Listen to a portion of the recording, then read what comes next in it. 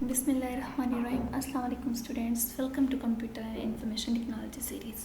जैसे कि आप लोग जानते हैं कि फ़िलहाल जो हम लोग टॉपिक्स कवर कर रहे हैं वो डेटाबेस से रिलेट करते हैं, क्योंकि हम लोगों ने अपने प्रीवियस लेक्चर में देखा था कि डेटाबेस मैनेजमेंट सिस्टम क्या होता है। ठीक है, आज हम लोग जो देखेंगे वो है डेटाबेस मॉडल्स। चलें, वीडियो की तरफ जाने से पहले मेरी आप लोग से रिक्वेस्ट है कि आप लोग मेरे चैनल को सब्सक्राइब कर लें और साथ ही बेल आइकन का बटन दबा दें ताकि आप लोग हर नई आने वाले वीडियो से अवेल कर सकें। चलें, चलते हैं अपनी वीडियो की तरफ। डेटाबेस मॉडल क्या होते हैं, चलिए देखते हैं। A set of rules and standards that defines how the database organises data is called database model. कहते हैं कि हमारे पास कुछ रूल्स और कुछ स्टैंडर्ड्स होते हैं जो डिफाइन करते हैं कि हम लोगों ने डेटाबेस में डाटा को किस तरह, किस मेथड से, किस वे में ऑर्गेनाइज करना है। और वो जो मेथड्स होते हैं, वो जो रूल्स होते हैं, इन्हें हम लोग डेटाबेस मॉडल्स बोलते हैं। ठीक हो गया। डेटाबेस मॉडल क्या होते हैं? हमारे पास सेट ऑफ रूल्स होते हैं जो डिफाइन करते हैं कि हम लोगों ने डेटाबेस में डाटा को किस वे में, किस मेथड में ऑर्गेनाइज करना है। इन्हें हम लोग डेटाबेस मॉडल बोलते हैं। It also define how user view the organization of data. ये भी बताते हैं कि हम लोग डाटा को किस तरह व्यू कर सकते हैं, यूज़र व्यू कैसे कर सकता है डाटा को। इसके हमारे पास 3 टाइप्स आ जाती हैं डेटाबेस मॉडल की। The first is hierarchical model, the second is network model, and third and last is rational model. चलो देखते हैं कि hierarchical model क्या होता है। The hierarchical model arranges record in hierarchy like an organization chart. hierarchy model में जो हमारे पास हम लोग रिकॉर्ड को किस तरह डिज़ाइन करते हैं, किस तरह रिकॉर्ड को अरेंज करते हैं, hierarchy की फॉर्म में करते हैं। Like an organization chart. Organization chart कह लें कि कोई एक ऑर्गेनाइजेशन है, कोई एक ऑफिस है, तो वहाँ पे सबसे पहले कौन होगा? सबसे पहले उसका हेड होगा, उसके बाद मैनेजर, फिर एम्प्लॉय आएंगे। ठीक हो गया। ये एक चार्ट बन जाएगा। ये बिल्कुल इसी फॉर्म में होता है। Each record type in this model is called note. यहाँ पे जो भी रिकॉर्ड टाइप होगा उसे क्या कहेंगे? नोट कहेंगे, और सेगमेंट भी कह सकते हैं। ठीक है। A node represent a particular event. The top most node is called root. जो टॉप मोस्ट होगी, जो सबसे ऊपर वाली नोट होगी, उसे हम लोग रूट कहते हैं। ठीक हो गया। A higher level node is called parent. Higher level node को क्या कहते हैं? पेरेंट कहते हैं। और लो लेवल को क्या कहते हैं? उससे हम लोग चाइल्ड कहते हैं। बिल्कुल हमारे घरों की तरह कि हमारे घर में सबसे ज़्यादा प्रायोरिटी हमारे उनके रिस्पेक्ट किसकी होती है? हायर लेवल किनका होता है? घर में दर्जा सबसे बड़ा किनका होता है? हमारे पेरेंट्स का होता है। ठीक हो गया। और उसके बाद जो लो लेवल पे उनके आते हैं वो होते हैं हम लोग चाइल्ड, हम लोग बच्चे। ठीक हो गया। बिल्कुल यही सिस्टम यहाँ पे होगा। A parent can have one और मैनी चाइल्ड। मतलब एक पेरेंट के एक से ज़्यादा चाइल्ड्स हो सकते हैं, लेकिन एक चाइल्ड के सिर्फ एक ही पेरेंट होगा। ठीक है।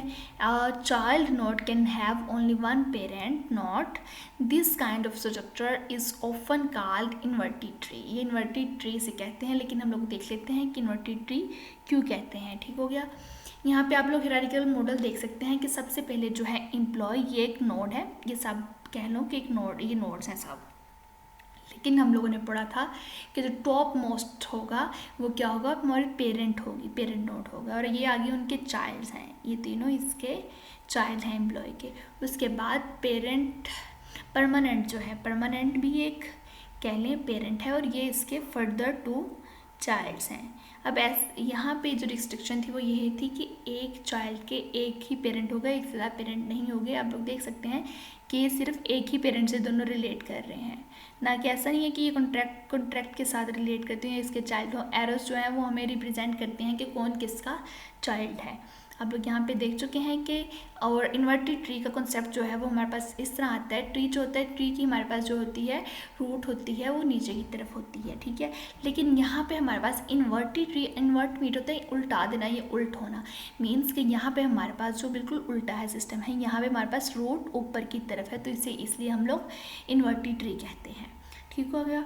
उसके बाद आता है नेटवर्क मॉडल। नेटवर्क मॉडल क्या होता है? The network model is similar to hierarchical model. ये बिल्कुल हायरार्किकल मॉडल की तरह होता है, लेकिन इसमें डिफरेंस ये है कि एक चाइल्ड के एक से ज़्यादा पेरेंट्स हो सकते हैं। The difference is that child node can have more than one parent nodes. मतलब यहाँ पे हमारे पास थोड़ी इम्प्रूवमेंट आ गई, जबकि हमारे पास हायरार्किकल मॉडल में रिस्ट्रिक्शन थी कि एक एक ही पेरेंट होगा एक चाइल्ड का। यहाँ पे वो कहते हैं कि एक चाइल्ड के एक से ज़्यादा पेरेंट हो सकते हैं, जो यहाँ पे ये इसकी इम्प्रूवमेंट है। The child nodes are represented by arrow in the network model. ये हम लोग इन्हें एरो से रिप्रेजेंट करते हैं नेटवर्क मॉडल में। It requires more complex diagram to represent database. इसे रिप्रेजेंट करना थोड़ा मुश्किल है, क्योंकि एक चाइल्ड डिफरेंट पेरेंट्स से रिलेट जब करेगा तो थोड़ा कॉम्प्लेक्स डायग्राम बन जाएगी। It also provide more flexibility than hierarchical model. ये हायरार्किकल मॉडल की निस्बत हमें ज़्यादा फ्लेक्सिबिलिटीज देता है। आप लोग यहाँ इस नेटवर्क मॉडल देख लें कि हमारे पास सबसे पहले पेरेंट नोड क्या है, वो है स्टोर। उसके आगे फर्दर 3 टाइप्स हैं, चाइल्ड हैं, कस्टमर, मैनेजर एंड सेल्समैन। अब हम लोग जो ऑर्डर देख रहे हैं, इसका पेरेंट कस्टमर भी है, इसका पेरेंट मैनेजर भी है, इसके पेरेंट सेल्समैन। ठीक है, ये 3 पेरेंट से रिलेट कर रहा है, लेकिन पीछे क्या था कि एक चाइल्ड का एक ही पेरेंट हो सकता है, इसके यहाँ पे 3 पेरेंट्स हैं। ठीक हो गया।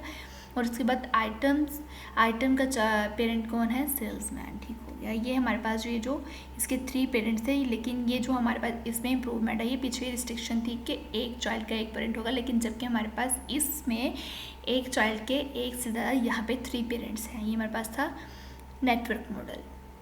उसके बाद आता है relational model. Relational model is the most commonly use database model. ये बात याद रखिएगा कि सबसे जो मोस्ट कॉमनली हमारे पास जो भी मॉडल यूज होता है वो रिलेशनल मॉडल है। It is more flexible than hierarchical model and network database model. इन दोनों की निस्बत हमारे पास थोड़ी इसमें फ्लेक्सिबिलिटी ज़्यादा होती है। ठीक हो गया। मैंने आप लोग पहले भी बताया था कि जैसे जैसे हमारे पास न्यू इन्वेंशन आती जाती है उसमें इंप्रूवमेंट आती है। सबसे पहले हमारे पास क्या था, हायरार्की। उसमें क्या सबसे पहले रिस्ट्रिक्शन थी कि एक चाइल्ड का एक ही पेरेंट होगा। उसके बाद जो आया हमारे पास मॉडल आया नेटवर्क मॉडल, उसमें थोड़ी इंप्रूवमेंट आ गई। ठीक हो गया कि वहाँ पे एक चाइल्ड की एक ज़्यादा मॉडल पेरेंट हो सकते हैं। एंड जो थर्ड वाली है ये इन दोनों से ज़्यादा बेहतर है, क्योंकि इसमें इन दोनों से बेहतर फ्लेक्सिबिलिटीज़ हैं। ठीक है। The relational model consist of simple relation. ये सिंपल रिलेशन होता है। रिलेशन मीन्स कह सकते हैं कि हमारे पास से टेबल्स की फॉर्म में होता है। ठीक है। A relation represent a particular entity.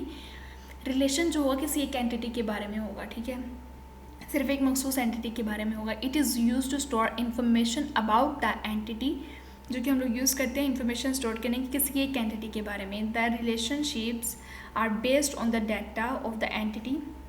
अगर हम लोग स्टूडेंट का रिलेशन बना रहे हैं तो जो भी उसमें डाटा होगा वो सिर्फ स्टूडेंट से रिलेटेड होगा। ऐसा नहीं कि हम लोग उसमें टीचर का डाटा भी लिख देंगे, बिल्कुल भी नहीं। ये किसी एक एंटिटी से रिलेट करता है, जिसे हम लोग टेबल में इंसर्ट करते हैं। और टेबल क्या होता है, वो हमारे पास रिलेशन की फॉर्म में होता है। The relationship between the entities represented by the diagram.